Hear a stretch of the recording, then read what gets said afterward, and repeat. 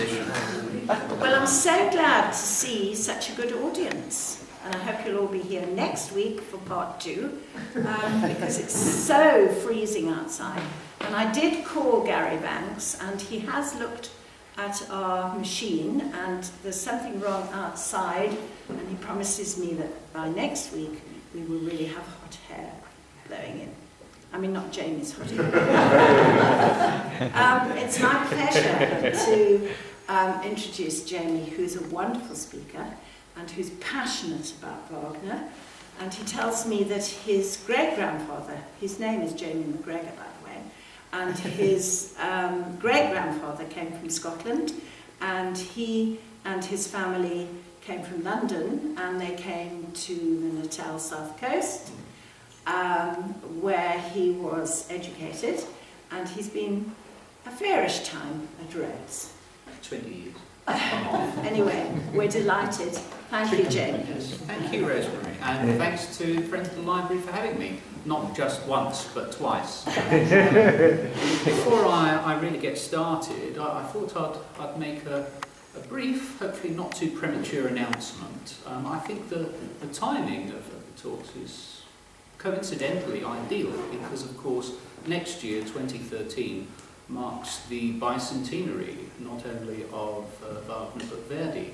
And some colleagues and I are talking about the possibility of organising a conference next year at some stage, or at the very least marking the occasion through the year with a series of screenings of various operas, documentaries and the like, and perhaps even a few modest attempts at live performance.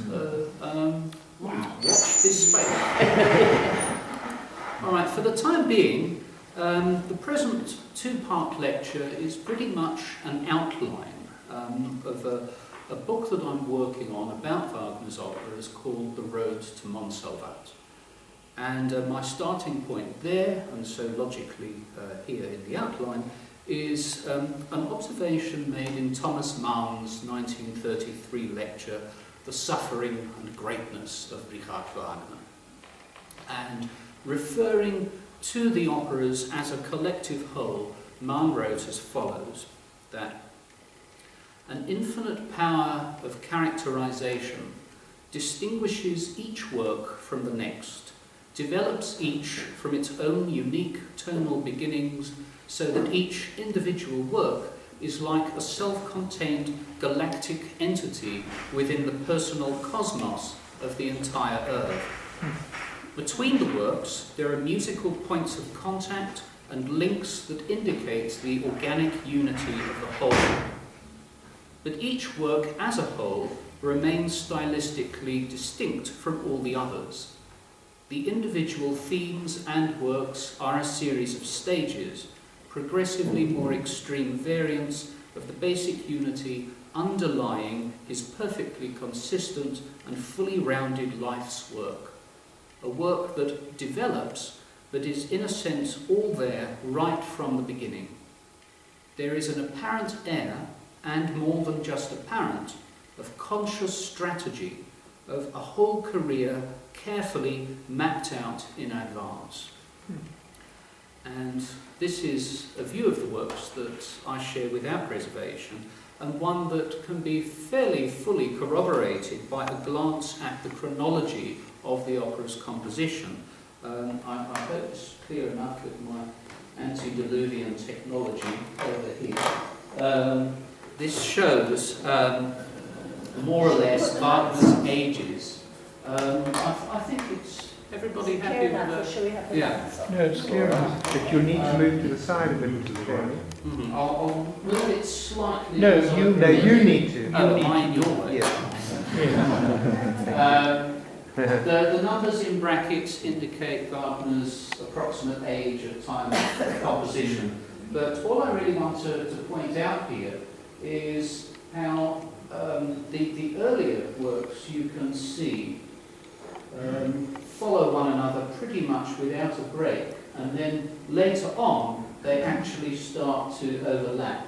So, for example, both Tristan and the Master Singers are composed during this 12-year gap where Wagner broke off work on the Ring, and also Master Singers, and then just this rightly, even the final work, Parsifal, actually date back in their original inception to the period of Lohengrin, some 30 years earlier. So, in the case of Parsifal, in particular, the gestation period is effectively half of ultimately his natural lifespan.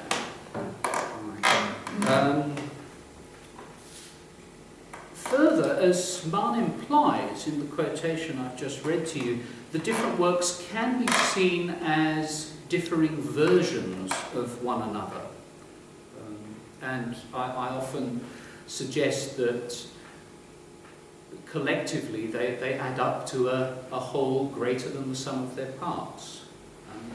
So the task that I've set myself in a nutshell is to unfold what each of those different versions is, what Wagner is doing in each of them, and how he progresses from one version to the next.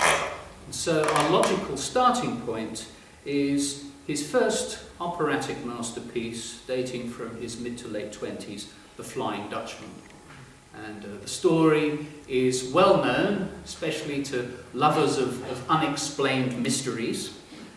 Captain Van der Decken, as he is usually known, he isn't named as such in the opera itself, vows to round the Cape of Good Hope in the teeth of a furious gale, even if it takes him until doomsday, and as a result is condemned to sail his ghostly ship for eternity. And Wagner resolves this situation dramatically and in quintessentially romantic style by allowing the curse to be lifted by the self-sacrificial love of a virtuous maiden. What I'd like to draw your attention to here is the way that Wagner chooses right at the outset of his career, so to speak, to combine elements not only of fantasy but of realism as well.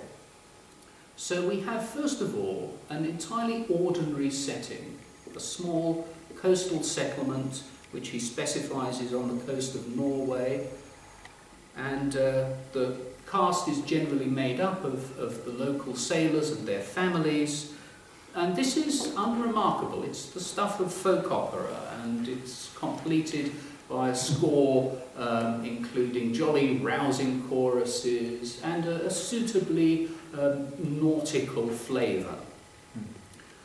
But then against this backdrop, what he does is to set in very stark relief the larger-than-life figure of the Dutchman himself, someone who is evidently not of this world at all. So the dynamic at work here is rather similar to the one we find in Dracula, where a group of ordinary people, like you and I, come face to face with someone hiding a dark and sinister secret, and which turns out, eventually, as was fairly apparent all along, to be in fact supernatural. So the comfortingly safe and familiar veil of reality is rent in the most dramatic manner, and people are forced to confront the existence of the uncanny head-on. It's also significant that the uncanny just so happens to be embodied in the protagonist himself, because he is thereby very carefully set up to stand out as a man apart and a titan among pygmies, the stuff legends are made of. As it turns out, he is the first in a long line of distinctively Wagnerian heroes, figures who have been memorably described in Michael Tanner's book, Wagner, as being people who had all too much of a past, who were burdened with having done something so dreadful that only by a prodigious act on their part or on someone else's on their behalf could they be released from the torments of an insupportable existence which could not be ended until they were absolved. So, for example, the Dutchman's blasphemous oath has rendered him utterly alone, both a homeless outcast and an aimless wanderer, and into the bargain buffeted by unrelenting stormy weather. And above all, he's condemned to this hellish existence perpetually, in that he is denied the one thing he desires above all else, the solace of death. And in all of this, he is the first of many thinly veiled portraits of the artist, a metaphorical expression of Wagner's persecution complex, his fury over the world's obstinate failure to recognise his own genius. And this is a fact that becomes increasingly evident the more one listens to the music, which is not only, as it is, a vivid evocation of the raging ocean, but also the powerful utterance of a frustrated but unquenchably fierce will.